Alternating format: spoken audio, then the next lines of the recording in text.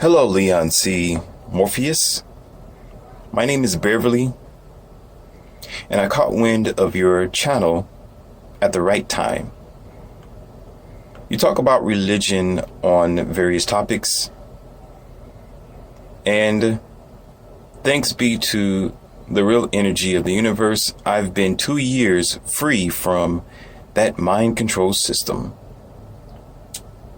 But now that I've come to terms with the revelation that it was made up stories, I felt obligated to share the enlightenment with my family. They simply don't get it. They can never debate from facts, only rumors and blind faith. Wow. Just when a few of my family members was starting to catch on to what I was telling them, when the COVID broke out, they all discouraged and abandoned their liberation of religion by running back to the churches, believing that all the negative signs in the world is signifying their interpretation of the rapture and the end of the world. So they think in some kind of proven matter that this proves that what they believe in their religions is true.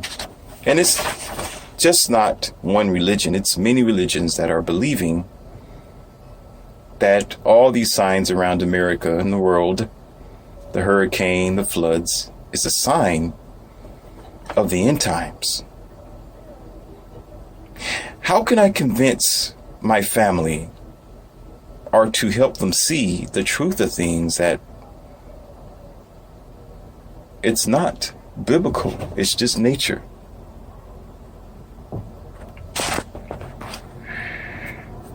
All right, Miss Beverly, I am going to answer your question, and this is one of my big emails here.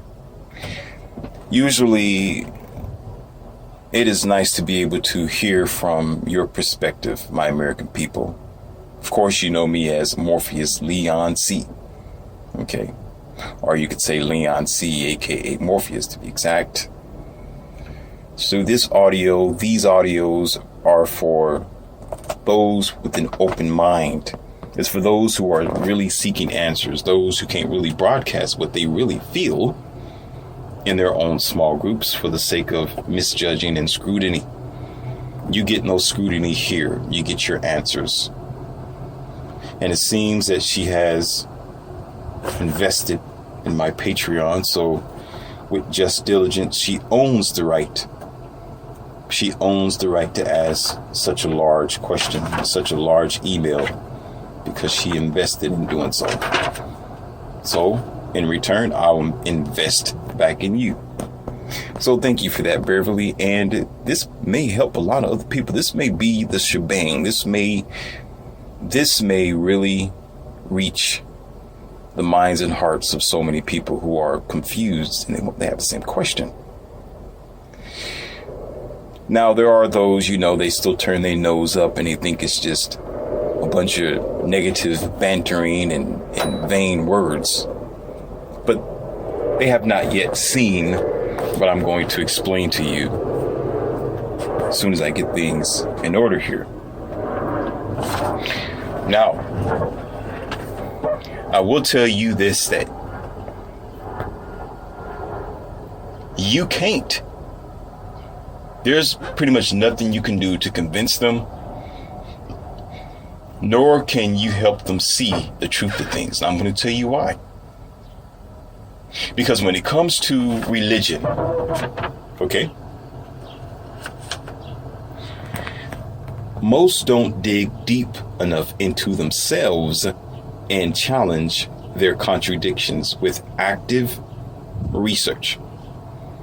They're used to being told what the facts are since childhood. So we can't scoff at them. It's not a judgment situation. You just got to remember, these are things that were implemented in them because they didn't write the Bible. There's nobody right now that can claim they wrote the Bible. Okay, but I'm not going to go into those details of the audio, but certain families and people from the past, okay, they can't claim they knew where it came from because they wasn't standing there when they pulled it from the archives or whatever, dirt and rock. Okay, but they stand by that it was legitimate. Okay. Anytime you can't research a thing, you can research how a Ferrari is made. You can research a Bugatti. You can research the Koenigsegg, which is one of my favorite cars. Okay. You can research even how guns are made if you want to. You can research how they make tires. You can research how they make food. You can research all these things, how it would have happened. Okay. Because it's still active today. It's still going on today. It's real in this current generation. It's being produced. Okay? Those particular passages are whatever the religion that the people think about, even the Bible themselves. They can go back into the old documentaries, okay, but it's not being recreated over and over again. That should be your big question there. That should be a question mark on most people's mind there. It's not like it's the production of the common automobile where it's continuously being produced. You research it, bang, it's there. Okay? There is more than 1,000-year gap between the religions of today versus where they have gotten the information from, whether it be by scrolls, whether it be by the hieroglyphs in Egypt, or whether it be by the dirt and sands. Okay? It's not continuously being produced, but I will tell you that in a certain form it is. It's being produced by the modern day thought. And what I mean by that is, in the past world, or you could say today, this is just what it is. Like how we talk, how we live, our lifestyle, okay, and our so-called philosophy. But if you transform that, 2,000 years from now, the philosophy that we have now is different than what they would have 2,000 years from now. So in order to survive 2,000 years from now, from what the humanity or the society have to think of today, okay, in order for that to continue on, it's going to have to be modified to last 2,000 more years. So those people, if they believe in what we believe in today, most likely what they stand on is going to be a little different than what we may stand on in our current perspectives.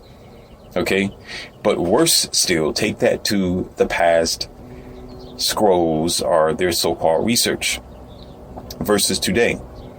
The churches and religion needed to modify its thinking in itself in order for it to blend into their hope strategy, in order to hope that what they believe is real. Because if you do your research and you look at nature and you look at life today, it contradicts almost everything that your biblical or your religions may say. Okay? And it's not the Bible, it's not the religion, it's not the history that probably never even happened anyway, okay, that has changed. It's people, their perspective changed. You got to understand something about human nature. Humans have the ability to adapt. That's one thing that you really have to take seriously. As human beings can survive in the harsh of conditions, where the mind is such a unique computer where it mutates itself in order to see the next day. Okay, it's survival of the fittest, it's survival of the genes, it's survival of the race. It's no different than how we believe and what we believe our sense of God is.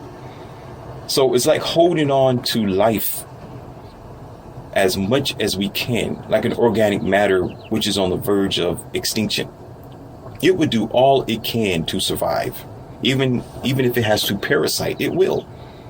The same as when a person has to eat, if you're eating animals in meat or something like that, and that's the only thing you had, you're parasiting off of nature. You're parasiting off of organic matter, off of animals in order to live.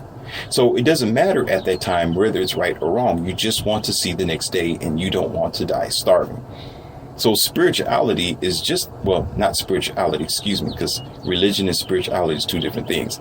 Religion, okay, is the same way, where it's surviving something that's already extinct or on the verge of being out of the door, whereas words have to be used to manipulate your own sense of consciousness and reality. So your consciousness, your perception of reality changes your consciousness and manipulates it by making something seem to be and it's not to be. But let me go further before I lose y'all. Okay, let me walk with you.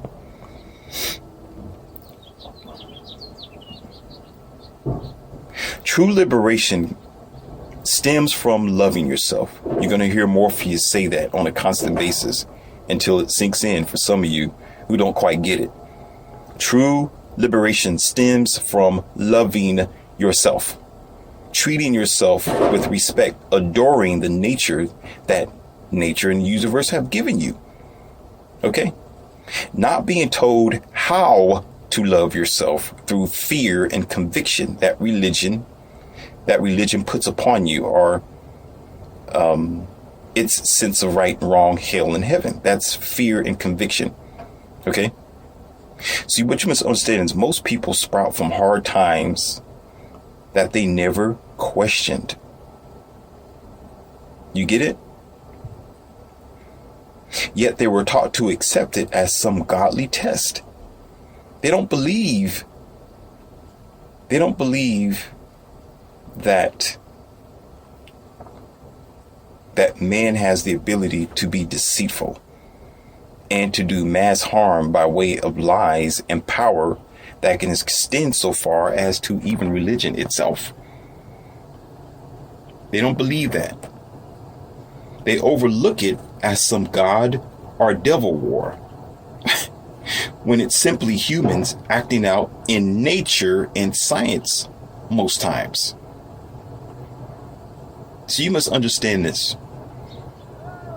Religions ignore nature and science for hope on top of passed on traditions that they believe is true.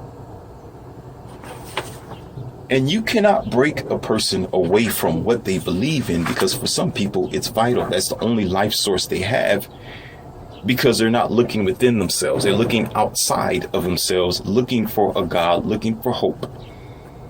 And what I've told you, and it's going to come, I already made the audio log in preparation.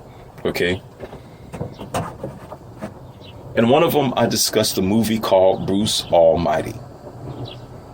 And sometimes these movies gives you breadcrumbs and they tell everyone the truth. 1 million viewers, however money that movie made, that's how many people watched it. But look at the world around us today. Look how vast religion is still expanding. The gentleman that played God when he was speaking to Jim Carrey, okay, I know it to be Morgan Freeman, and Jim Carrey at the time was called Bruce in the movie. He said something that should have opened up the eyes of so many people, but of course, what did I say? We overlook facts. We overlook that because most people like feel good. Most people love the mystery of contradiction. You know, they love casting the blame on something else. Okay, on some devil or on some God concept or some sky daddy that don't exist. Okay, they like looking the other way instead of figuring out for themselves and being accountable for their own actions and taking action as they should.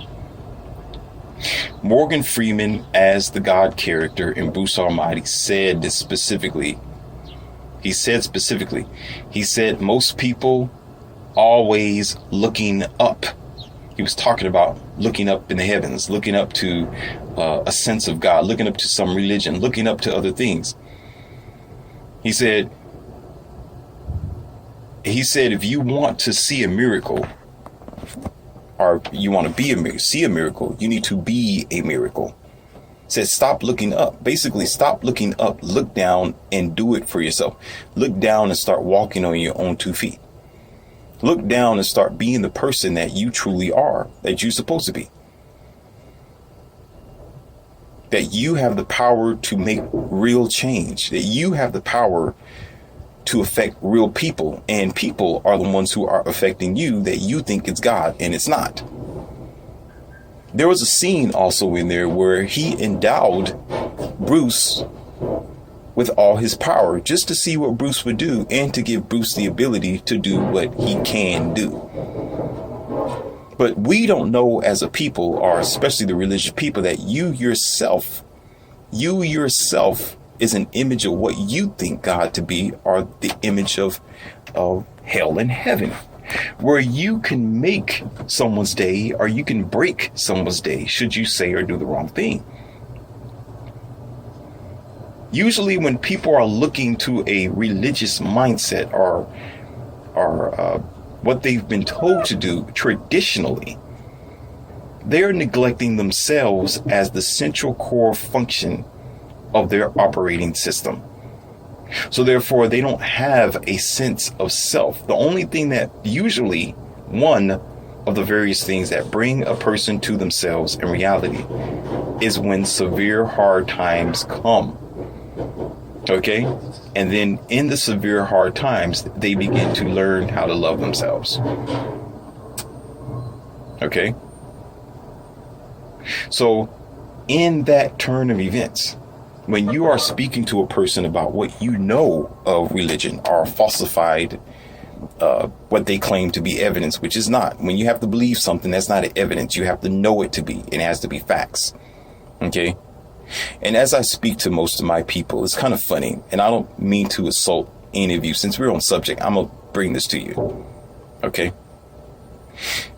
There are so many so-called miracles that were presented in religion, and especially Christianity, that you can't do today without technology or without computers or medicine or pills.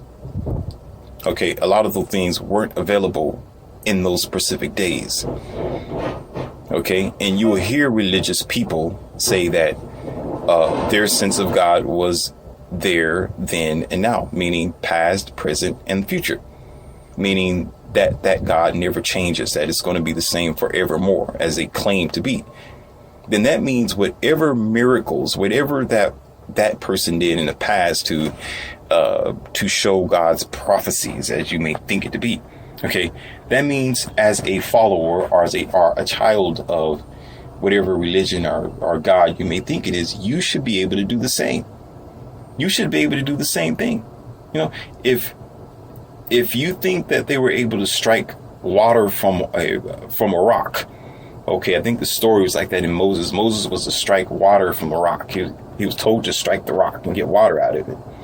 Okay, but you go out there in the desert somewhere, or the hot heat of Texas or Arizona, and you strike a rock, okay, you're not going to get water from it. Now, this is funny because I already know what you're going to think before it comes out of your mouth. I can hear people say it now. I can hear you say it now. Well, it was a metaphor. Yeah, that's what religious people say. It was a metaphor.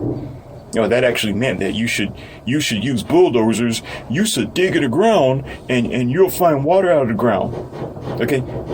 Moses didn't have a bulldozer, ladies and gentlemen. He had a cane. Okay. Moses did not have a John Deere tractor, okay, nor did they have a shovel.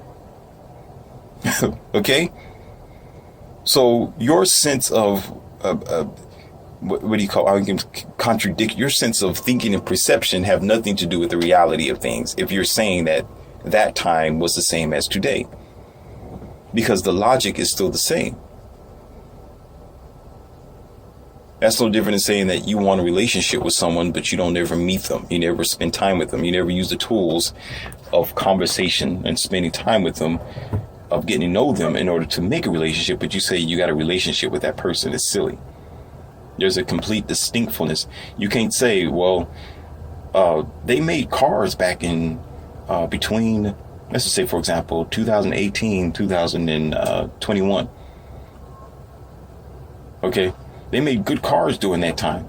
And if, let's say that the car production stops, it ended, and now we're in spacecraft or something like that, and 2,000 more years come afterwards from now. And then you get a group of people that say, you know, there were some great people back between 2018 and 2021 that made some great automobiles. And they made great automobiles. They did a good job. They put them together. They worked out well. They were very functional. Yada, yada, yada. And then you get around the table of people and say, okay, how did they do it? Oh, how did they make it? Oh, how did it come together? And then somebody will say, well, they just put it together. And someone will say, how? With what? Okay? Then you know specifically that you're missing is the details of the machine, the computers, the technology that it took and actually to put it together. So when you do any of the miracle searches that you may think of, or so-called prophecy that your sense of God have done, you know, getting water from rocks and all that kind of silly stuff, you should be able to explain how and why. Okay? In detail. But all that's not done because there is something in religion that most people have to lean on. It's called faith and it's called trust. That means if there is a pool of water down there below, you're at a hotel and there's a pool of water down there. Okay, you think it is. So you got a diving board that's probably all the way up there on the second floor or something like that. It's a very deep pool. Let's imagine this. And so blind faith means you just blindfold yourself. You don't want to think at all that there's something or there's not anything down there. And you just jump. You just jump, just hoping and having faith and trusting that there's something down there at the bottom. Okay? That's what faith and belief is. Then, of course, I hear a lot of you also, trust me, Morpheus is being this. You don't have to say it. You don't have to tell me, nor put it in the comment box. Okay? We know about the passage talking about faith without works. Okay? Then you won't, that's a contradictory in itself. Then what do you need faith for if you got works? See? Did y'all get that? I know you got it, Beverly. Did some of you American people get it? Some of you religious people get that? Huh? Faith means you don't need to work it out. Working means you are doing it. There's a conflict in there. You don't need faith. You need action. You need physical movement. You don't have faith that I'm talking to you. You know I am. Okay? You're not believing that you're going to succeed. You know you're going to succeed because you got to put in the necessary work to do so. So you don't say, oh, I believed that I graduated through college. You say, no, I graduated through college through hard work. I believed I brought that car. People look at you silly. You believed. Yeah, I just believed that I'll go in there and I believed that I was going to get the car. Then why would you need to believe if you just check your credit score, check your money and see if you can afford it and buy it? It's not a matter of faith and belief. So when you have a group of people who only depends on faith and belief, that means that's the only form of proof. Because when you need to do your research and figure out the details of it, not only are you accountable for your own thoughts, not only do you find out that a lot of it will not add up, okay? You will also see yourself as the God and the devil. You will see you in the end. You will realize the conflict was your perception of reality. You will realize that it was your naive mental acceptance of a program by a childhood, by preachers, by money, by emotions, okay, that misled you. Because a lot of the religious aspiration is about emotions. It's about how you feel, not about what you know. You understand? It's about the choir singing. It's about you being afraid of hell. It's about you thinking about, oh, there's going to be a rapture because everything's happening in the world. Now I'm going to get to that in just a moment. Okay?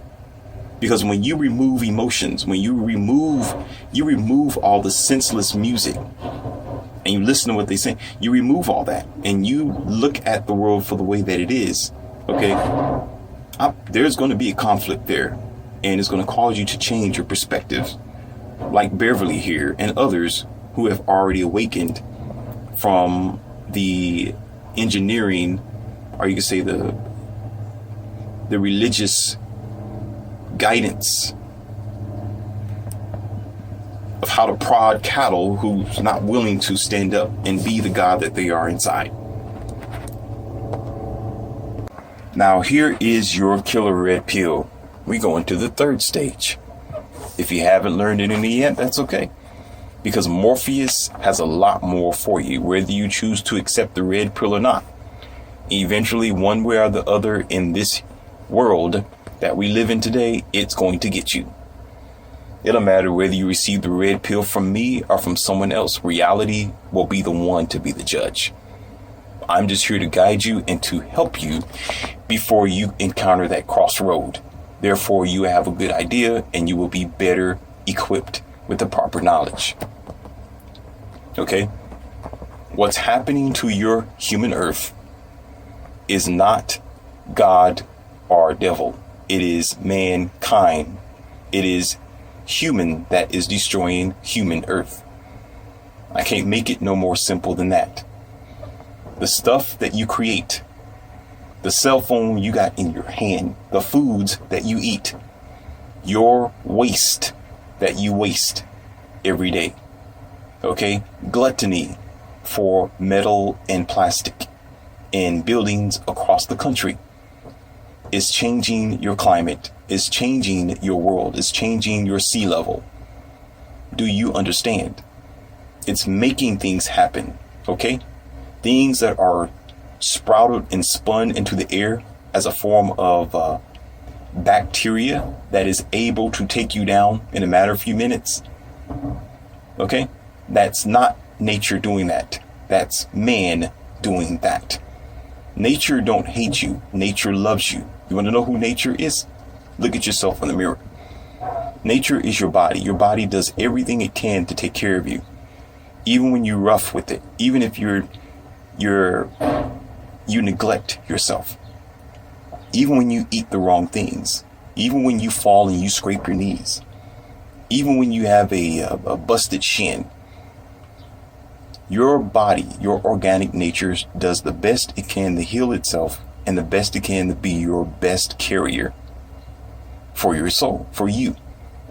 So when you look at that and you look at nature on the outside world, okay, unfortunately, we are taught in this current generation to hate nature, to look at nature as if it's wrong, to cut the trees down, to dig into the ground, to make unnecessary skyscrapers just to put money in your pocket because it's more important than leaving the trees and animals be.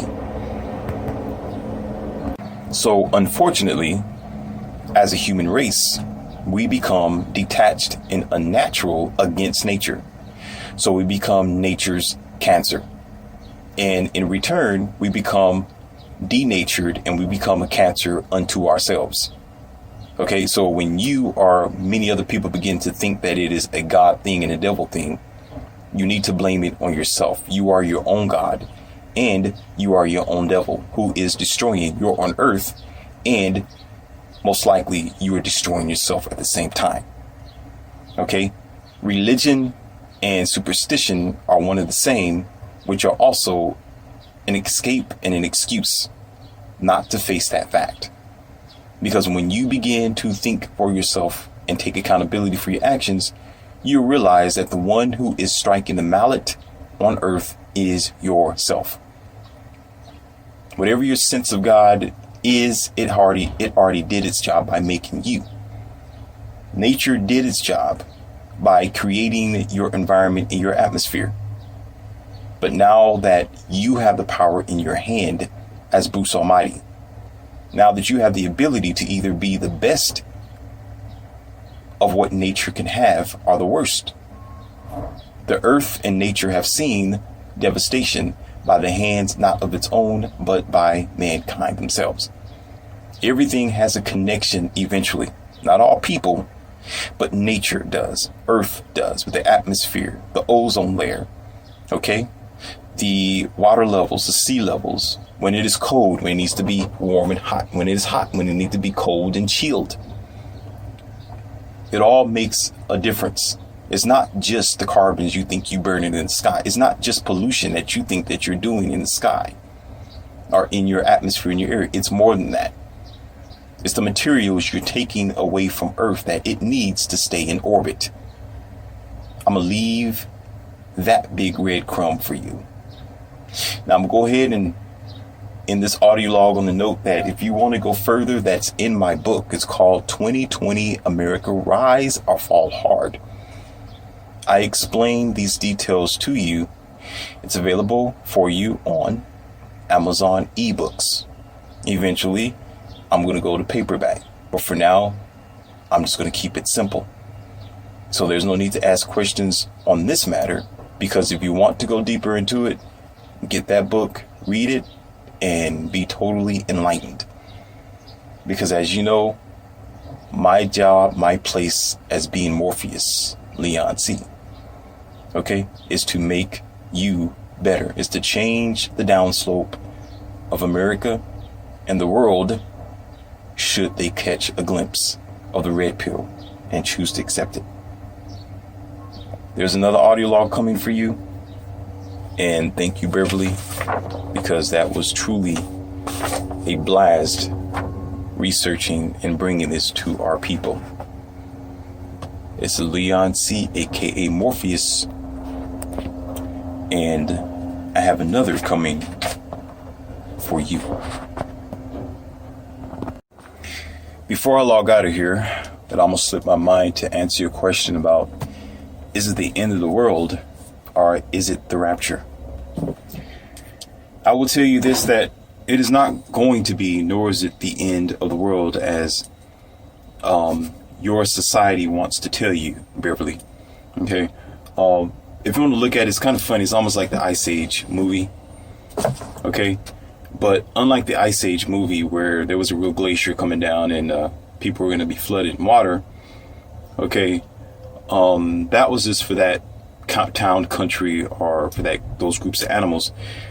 Same as here in the United States. Okay, the small situations that we deal with, whether it's sickness, whether it's a mass annihilation or something of that nature. Okay, that's just a small segment compared to the entire world. Okay, the world's going to continue living. It's going to continue functioning even without the human race if it has to. And it might be somewhat better off without the human race, if you really think about it, because of what we do to the planet, because of our pollution, because of our behaviors, our digging into the ground, our search for metals or oil and gold. Okay. We do the damage. Okay. So like the Ice Age, the animals or those residents that was in the vicinity, if they were all drowned or whether they survive or not, wouldn't matter because the water will fill up and it will still exist. Okay, the world will still keep spinning, albeit maybe a little differently, maybe in a different zone, a different circulation, or a different magnetic field against whatever else planet, but it's going to keep moving along. So the idea of fear is the same as that little animal on the Ice Age movie that was trying to make products and sell products. He was screaming, "It's the end of the world." Because he wanted to sell products. He wanted to put fear into the mind of people so they can act out on it. So when it comes to, again, the convictions and the fear that religion and the Bibles place upon many people or believers, as what you would say, okay, it's no different than that, because fear drives a person to make decisions. Fear freezes up your mind. Okay, and the conviction lowers your confidence.